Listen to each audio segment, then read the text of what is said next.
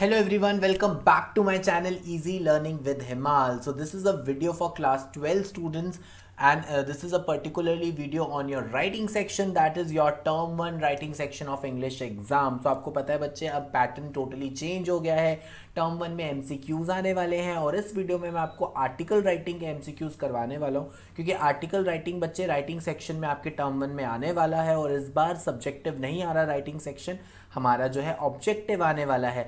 सो मैं आपको एक सॉल्व एग्जांपल करके दिखाऊंगा जो सीबीएसई का ऑफिशियल सैम्पल पेपर है, उसमें जो आर्टिकल राइटिंग का क्वेश्चन है हम वही सॉल्व करेंगे सो दैट हमें एग्जैक्ट आइडिया लग जाए कि किस तरह के क्वेश्चंस हमें प्रैक्टिस करने हैं या आर्टिकल राइटिंग से कैसे क्वेश्चंस आ सकते हैं। ठीक है, और गाइज अगर आपको बाकी वीडियोस देखनी है बाकी राइटिंग सेक्शन की तो वो डिस्क्रिप्शन बॉक्स में लिंक है, वहां जाके देख लेना। तो गाइज शुरू करते हैं और उससे पहले गाइज अगर आपको मॉक टेस्ट देने, फॉर एग्जाम्पल अब आप 12th के स्टूडेंट्स हो बच्चे, आपके बोर्ड एग्जाम्स हैं और पहली बार ऐसा पैटर्न आया है कि आपका एग्जाम टर्म 1 टर्म 2 मतलब 2 पार्ट्स में हो रहा है। ठीक है, और टर्म 1 टोटली ऑब्जेक्टिव है।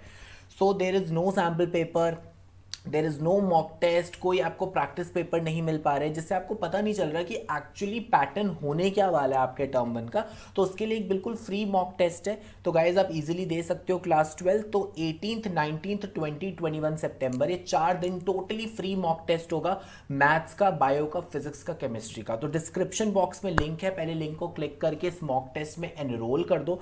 मॉक टेस्ट टोटली फ्री है। ये जो मॉक टेस्ट होगा ये टर्म 1 के एग्जाम पैटर्न के हिसाब से होगा। तो जब आप हर सब्जेक्ट का बच्चे मॉक टेस्ट दे दोगे तो आपको एक कॉन्फिडेंस आ जाएगा, आपको भी पता चल जाएगा कि टर्म 1 कैसे होने वाला है। ठीक है, और टाइमिंग्स क्या है 5 PM to 6:30 PM। जब आप इसमें बच्चे एनरोल कर लोगे आपको एक दिन पहले 24 आवर्स पहले टेस्ट का लिंक आ जाएगा, फ्री में आराम से घर पे बैठ के मॉक टेस्ट देना। आपको आपकी ऑल इंडिया रैंक भी पता चल जाएगी, आपको टेस्ट के बाद डिटेल्ड वीडियो सोल्यूशन भी मिल जाएगा हर क्वेश्चन का और परफॉर्मेंस रिपोर्ट भी मिल जाएगी। ठीक है, तो बच्चे टेस्ट में जरूर एनरोल करो। अनलॉक कोड है HS19। ठीक है, ये वाला कोड पुट करके HS19 कोड पुट करके आप टेस्ट में फ्री एनरोल कर सकते हो। ठीक है, तो चलिए बच्चे अब ऐसा करते हैं आर्टिकल राइटिंग का क्वेश्चन लेते हैं और आर्टिकल राइटिंग को सॉल्व करते हैं। So guys this is your official sample paper of English for term 1 जो सीबीएसई ने रिलीज किया है। ओके, सो इसमें ये आर्टिकल राइटिंग का क्वेश्चन दिया हुआ है, तो अगर हम ये वाला क्वेश्चन सॉल्व कर लेंगे तो हमारे आर्टिकल राइटिंग के एमसीक्यूज अच्छे से प्रिपेयर हो जाएंगे। ठीक है, तो शुरू करते हैं। सबसे पहले बच्चे क्वेश्चन पढ़ेंगे। Venu is a member of Coexistence, a school club that actively promotes animal rights and care। तो एक स्कूल क्लब है जो एनिमल राइट्स और केयर को प्रमोट करता है। ठीक है, और जो वीनू है उसका मेंबर है। He has to write an article emphasising the needs for, देखो आर्टिकल किसके लिए लिखना है ध्यान से देखना, prevention of cruelty to animals, की एनिमल्स पे क्रूएल्टी नहीं होनी चाहिए, and peaceful coexistence between animals and human beings, की एनिमल्स और ह्यूमन बींग्स दोनों को एग्जिस्ट करने चाहिए पीसफुली। इस टॉपिक पे उसको आर्टिकल लिखना है। अब इसी पे बच्चे आपसे क्वेश्चंस पूछे गए और एमसीक्यूज फॉर्म में पूछे गए, तो उसको सॉल्व करते हैं। Select the option that list an appropriate title for Venu's article.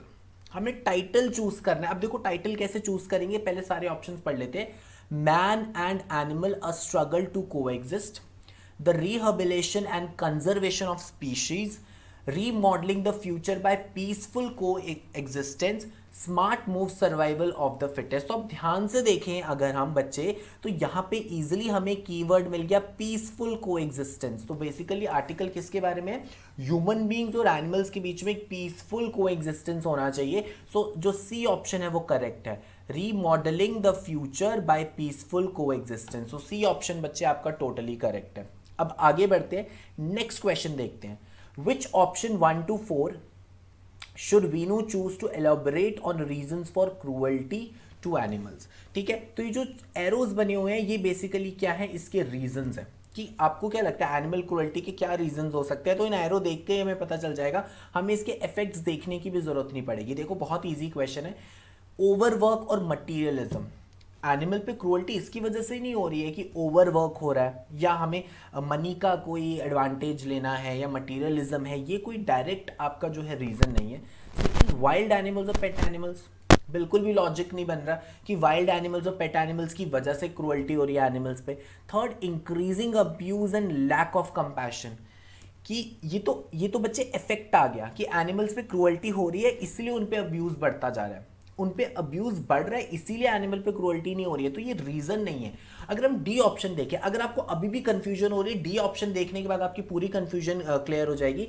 Displaced emotions, lack of compassion, कि लोगों में एनिमल्स के लिए कंपैशन नहीं है। डिस्प्लेस्ड इमोशंस का मतलब है एनिमल्स के लिए इमोशंस नहीं है। इमोशंस हैं ह्यूमन बींग्स में एक दूसरे को लेकर है, बट एनिमल्स के लिए इमोशंस नहीं है। तो यहां से हमें डी ऑप्शन क्लियरली बच्चे आंसर मिल रहा है। ठीक है, तो चलो आगे बात करते हैं और नेक्स्ट क्वेश्चन करते हैं। इसको ऑप्शन डी को आपको क्लिक कर देना। अगला क्वेश्चन हम पढ़ने वाले हैं, which option would help Venu with appropriate organisation of relevant ideas for the article. अब आर्टिकल के लिए कौन से आइडियाज होने चाहिए, पढ़ते हैं पहला वाला option, expressing concern about several cases of cruelty to animals. बिल्कुल सही, क्योंकि आर्टिकल बच्चे क्रूएल्टी के बारे में है, तो ये वाला पॉइंट तो आना चाहिए। उसके बाद लिखा है एक्सप्लोरिंग द रीजंस। बिल्कुल सही, आर्टिकल में हम प्रॉपर रीजंस देते हैं। स्टेटिंग द इफेक्ट्स, आर्टिकल में हम इफेक्ट्स भी लिखते हैं, रीजंस भी लिखते हैं। Providing suggestions for peaceful coexistence, देखो यही तो चीज हमें चाहिए कि कोई ऐसा सजेशन दे दे कि पीसफुल कैसे कोएग्जिस्ट करने चाहिए ह्यूमन बींग्स और एनिमल्स। और लास्ट में प्रेजेंटिंग अ कंक्लूसिव आउटलुक, मतलब एक प्रॉपर कंक्लूजन। तो मुझे ऑप्शन ए तो पढ़ के ही बिल्कुल करेक्ट लग रहा है, बट आपको ऐसे कंफ्यूज नहीं होना है, आप तो कंफ्यूज हो जाओगे। तो हम बी और सी और डी ऑप्शन भी पढ़ेंगे। बी ऑप्शन पढ़ते हैं, stating the effects of cruelty to animals. कभी भी बच्चे इफेक्ट्स स्टार्टिंग में नहीं आते, कभी भी हम स्टार्टिंग में इफेक्ट्स नहीं लिखते हैं, पहले रीजंस लिखते हैं उसके बाद इफेक्ट्स लिखते हैं। और एक और चीज अगर हम यहां पे देखें, presenting a concluding view point, कभी भी सेकंड नंबर पे कंक्लूजन नहीं आता। अगला देखते हैं बच्चे, introducing the purpose of the article. चलो इंट्रोड्यूस हमने कर दिया। Information about policies and loss for animal protection, देखो ये वाला पॉइंट नहीं आएगा क्योंकि पॉलिसीज और लॉस के बारे में आर्टिकल नहीं है।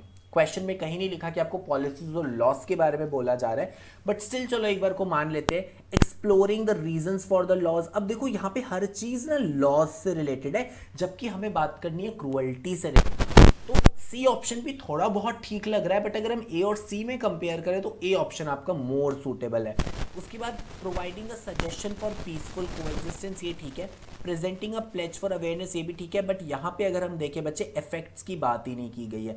आर्टिकल्स में इफेक्ट्स भी लिखे जाते हैं, तो थोड़ी सी आपको कंफ्यूजन हो सकती है अगर ये वाला क्वेश्चन आ जाए ए और सी ऑप्शन में। तो अब अगर आप ध्यान से देखो बच्चे, ए ऑप्शन में सब चीजें सीक्वेंस में है, सब चीजें इंक्लूडेड हैं जो एक आर्टिकल में होनी चाहिए। डी ऑप्शन देखते हैं। डी ऑप्शन तो बच्चे नहीं होगा। अगर हम यहां पे देखें, बीच में डाला हुआ है introducing the purpose of the article, एक गलत। कभी भी हम बीच में इंट्रोडक्शन नहीं करते हैं, तो ये वाला ऑप्शन आपका गलत हो गया। क्वेश्चन 27 करते हैं, Which suggestions from those given below would be appropriate for Venu's article? तो देखते हैं कौन सा सजेशन सही होगा। पहला, reducing human wildlife conflict, banning habitat destruction, creating more wildlife sanctuaries।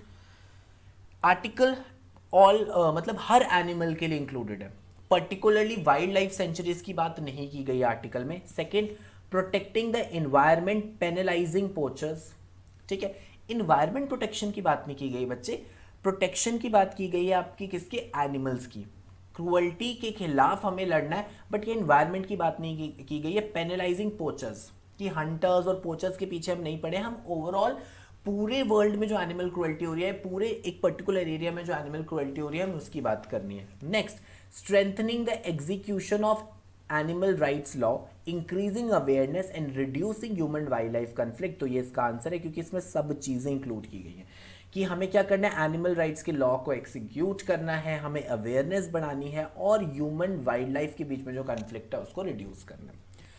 D, creation of more wild life sanctuaries and promotion of research on animals, बिल्कुल भी नहीं। रिसर्च ऑन एनिमल्स की प्रमोशन तो वैसे भी नहीं होनी चाहिए, ठीक है, क्योंकि रिसर्च करना एनिमल्स पे ठीक नहीं रहता। रिसर्च लेबोरेटरीज वैसे भी बैन हो रही है हर जगह।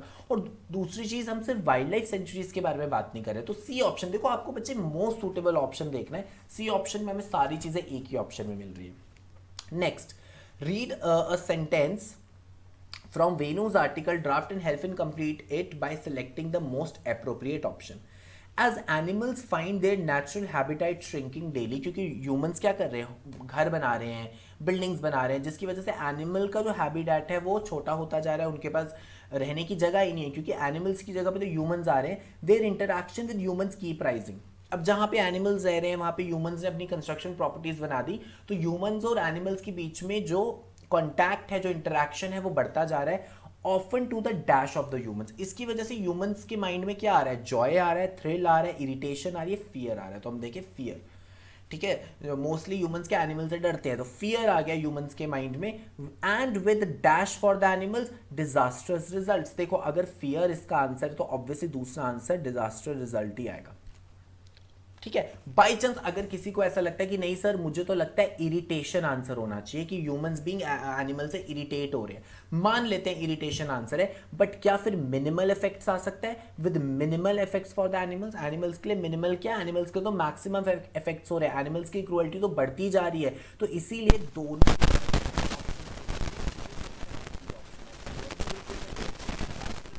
बिल्कुल सही। अगला क्वेश्चन बच्चे देखेंगे, विच coat should be you use to summarize the central idea of the article। अब आपको ध्यान से सोचना है आर्टिकल का सेंट्रल आइडिया क्या है। Animals are such agreeable friends, they ask no questions, they pass no criticism. कि एनिमल्स हमारे फ्रेंड्स हैं, वो कोई क्वेश्चंस नहीं पूछते, कोई क्रिटिसिज्म नहीं करते। अगला देखते हैं, the greatness of a nation and its moral progress can be judged by the way its animals are treated. बिल्कुल सही, यही तो हमारा कंसर्न है कि एनिमल्स को कैसे ट्रीट किया जाना चाहिए। सो यही वाला जो आपका बी ऑप्शन है, ये एनिमल क्रुएल्टी के बारे में बात कर रहा है कि एक नेशन में एनिमल्स को कैसे ट्रीट किया जाता है, वही बताता है कि नेशन कितना हमारा ग्रेट है। मतलब जो ग्रेटनेस ऑफ नेशन है वो डिपेंड करता है how the animals of that nation is being treated. तो बी ऑप्शन आपका बिल्कुल सही है। सी और डी ऑप्शन आप पढ़ोगे वो बिल्कुल भी लॉजिकल आपको नहीं लगेगा, ठीक है। लास्ट क्वेश्चन बच्चे करेंगे 30th question, read the following options for the checklist for the article and select the option that include the most appropriate self checklist for the article. मतलब चेकलिस्ट का मतलब है ये आपको 4 बॉक्सेस दिए और आपको बताना है कौन से बॉक्स में सारी वो चीजें इंक्लूडेड हैं जो आर्टिकल में होनी चाहिए। First person to address to the audience as title, बिल्कुल गलत। आर्टिकल राइटिंग में ऐसे फर्स्ट पर्सन से हम इंट्रोड्यूस नहीं करते, हम as a third person article लिखते हैं, तो यही गलत हो गया। उसके बाद अगर मैं यहाँ पे देखूँ designation and date at the end, ये भी गलत है। डेजिग्नेशन डेट आर्टिकल में लिखी ही नहीं जाती है, फॉर्मेट में ही नहीं आती। फिर माई आर्टिकल्स कंटेन, अगर सेकेंड देखिए, an eye catching title that is thematically related, ठीक है, टाइटल होना चाहिए। Content that offers a balanced view of the issue, बिल्कुल सही, बायस नहीं होना चाहिए आर्टिकल, बैलेंस भी होना चाहिए। Input for cause effect and suggestion, बिल्कुल सही, कॉज भी चाहिए, इफेक्ट भी चाहिए, सजेशन भी चाहिए। A conclusion including personal observations, देखो आप अपना पर्सनल ओपिनियन थोप नहीं सकते, बट कंक्लूजन में आप अपनी कोई पर्सनल ऑब्जर्वेशन बता सकते हो। और बाय लाइन, हेडिंग के नीचे बाय लाइन तो होती है, तो हमें ऑब्वियसली यहाँ पे बी ऑप्शन बिल्कुल सही मिल गया। So that was all about today's video.